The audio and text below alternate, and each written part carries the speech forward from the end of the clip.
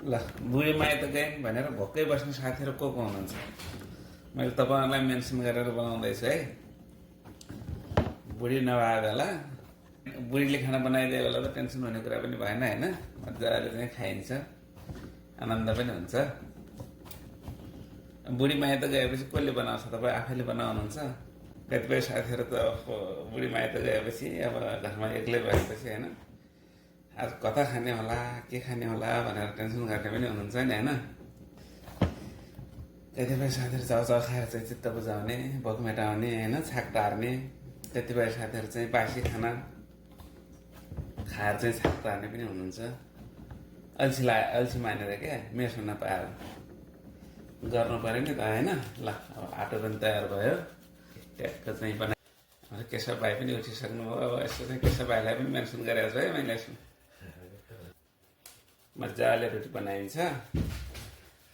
आउनुहोस् है साथीहरू तपाईँहरू पनि खानालाई। के छ, खाना इच्छा छ?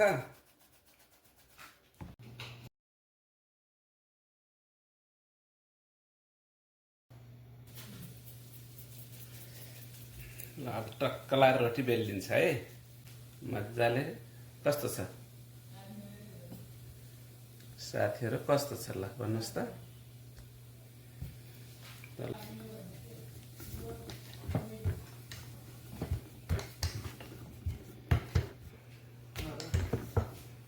ब्रेकफास्टको लागि चाहिँ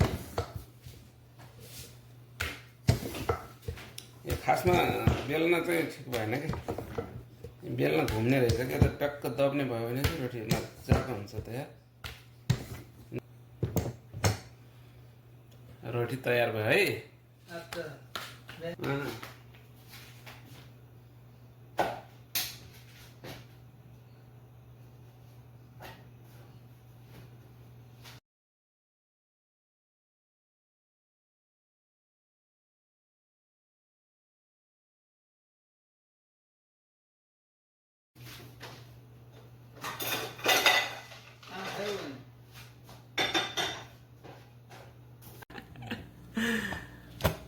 फाइनली चाहिँ रोटी तयार भयो।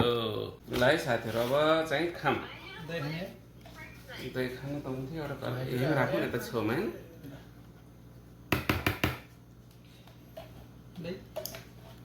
ल फाइनली गाइजहरू रोटी चाहिँ तयार पारेर पनि अब खाने बेला भयो है।